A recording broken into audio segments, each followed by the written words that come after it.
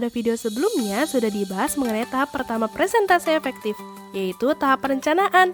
Maka sekarang kita akan membahas tahap kedua, yaitu tahap persiapan. Kira-kira apa saja ya yang dikerjakan di tahap persiapan? Yuk kita cari tahu bersama. Pada tahap persiapan ini akan dilakukan kegiatan merancang komponen audio dan visual yang akan digunakan, memproduksi materi audio visual yang diperlukan, dan melakukan latihan presentasi secara keseluruhan. Sebelumnya, yuk ketahui tujuan pembelajaran berikut ini. Setelah menonton video ini, kamu diharapkan dapat mengaplikasikan perencanaan untuk presentasi yang efektif. Adapun tujuan dari video ini adalah yang pertama, agar dapat memahami komponen desain dalam perencanaan presentasi, meliputi desain umum, desain instruksional, desain verbal atau visual, dan desain media spesifik. Yang kedua, agar dapat mempertimbangkan hal terkait produksi media presentasi. Dan yang ketiga, agar dapat mempraktikkan latihan sebagai bagian dari persiapan presentasi. Pertama, kita perlu memperhatikan desain media secara umum. Dalam desain umum, perlu memperhatikan daya tarik visual agar membangun semangat audiens untuk mendengarkan presentasi yang disajikan. Aspek daya tarik visual diantaranya adalah susunan informasi secara logis, memecah informasi yang kompleks, gunakan pengantar dan ringkasan, gunakan isyarat verbal, dan gunakan pacing yang tepat. Selain itu, juga harus memperhatikan aspek daya tarik personal yang disesuaikan kepada karakteristik audiens, seperti menyampaikan tujuan, gunakan contoh, gunakan sudut pandang audiens, pertimbangkan beragam persepsi, dan melibatkan audiens. Jika desain umum sudah ditetapkan dengan baik, maka sekarang dapat berfokus kepada desain instruksional. Seperti yang kita tahu, bahwa audiens yang perhatian dengan presentasi yang disajikan, artinya ia tertarik dengan gaya presentasi ataupun tampilan yang dipresentasikan. Maka, kamu perlu memperhatikan aspek perhatian dengan baik. Persepsi antar audiens mengenai materi presentasi sering sekali muncul perbedaan. Maka dari itu, materi yang dipresentasikan harus disusun dengan baik, sehingga menghasilkan persepsi yang sama.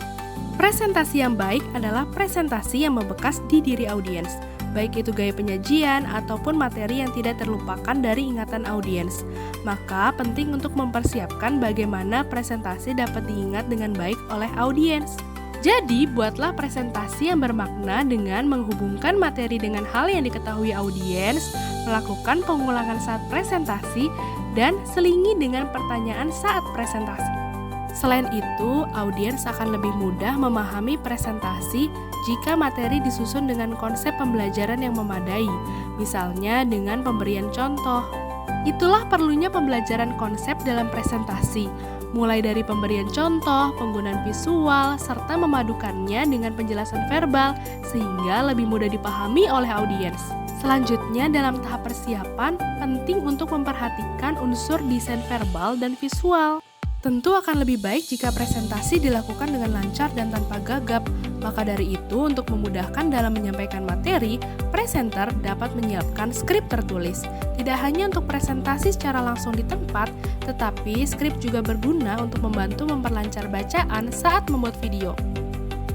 Aspek visual juga tidak kalah penting loh dalam presentasi, namun bukan berarti presentasi harus diisi dengan visual yang berlebihan, melainkan cukup dengan visual yang sederhana dan mewakili pembahasan. Selain sang presenter, tentu tampilan presentasi yang disajikan akan menjadi tontonan audiens.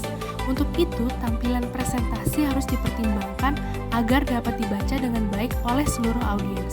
Gaya huruf, warna, ukuran, hingga jarak sangat mempengaruhi keterbacaan audiens. Dengan demikian, perlu dipertimbangkan huruf yang terbaik agar seluruh audiens dapat membacanya dengan baik. Setelah mengetahui desain verbal dan visual, berikutnya kita bahas aplikasinya dalam desain media. Yang pertama ada flip chart. Elemen-elemen kunci dari flip chart yaitu huruf, angka, dan simbol. Untuk optimalisasi desain media flip chart, yang pertama buatlah menjadi sederhana. Gunakan sedikit karakter, kemudian pertahankan huruf besar untuk keterbacaan yang mudah. Huruf kecil minimal harus dapat dibaca sejauh 16 kaki dari flip chart. Jaga kontras antara huruf dan latar belakang. Dan yang terakhir, hindari menulis kursif atau menulis sambung. Kalau untuk slides dan overhead transparansi, berikut pedoman pentingnya. Yang pertama, pilih elemen gambar dengan bijaksana. Yang kedua, susun elemen gambar dengan hati-hati. Dan yang ketiga, gunakan teknik fotografi yang tepat. Yang ketiga, video. Pertimbangan khusus untuk materi yang direkam dengan kamera presentasi adalah pilih bahan 3 dimensi yang relatif datar, kemudian pastikan bahan-bahan memiliki ukuran yang dapat dengan mudah dimanipulasi di bawah kamera, perbesar bagian-bagian relevan dari materi untuk memberikan gambar yang besar dan mudah dilihat. Dan yang terakhir, gunakan petunjuk untuk mengarahkan perhatian pada aspek yang penting. Computer-based media. Terdapat pedoman khusus dalam pembuatan media berbasis komputer, antara lain pedoman desain umum layar, lokasi informasi di layar, teks, grafis, skema warna, menu, dan jendela. Yang kelima ada handout. Beberapa pertimbangan agar handout menarik. Sertakan semua informasi yang relevan dan hilangkan semua informasi yang tidak penting. Gunakan font serif. Hindari warna-warna yang mengurangi keterbacaan. Beri nomor pada halaman dan jepit atau ikat untuk kenyamanan audiens. Sertakan alamat, kode pos, dan nomor telepon. Selanjutnya, yuk ketahui tentang production dalam presentasi efektif. Pertimbangan yang harus diperhatikan yaitu media yang diproduksi, software dan hardware, yang terakhir budget. Kemudian ada rehearsal atau latihan. Latihan dilakukan untuk mencoba dan memeriksa semua aspek presentasi yang telah dibuat. Semua materi yang direncanakan lalu meminta seseorang mengawasi dan memberikan catatan tentang masalah yang mereka lihat atau dengar dari presentasi yang kamu lakukan.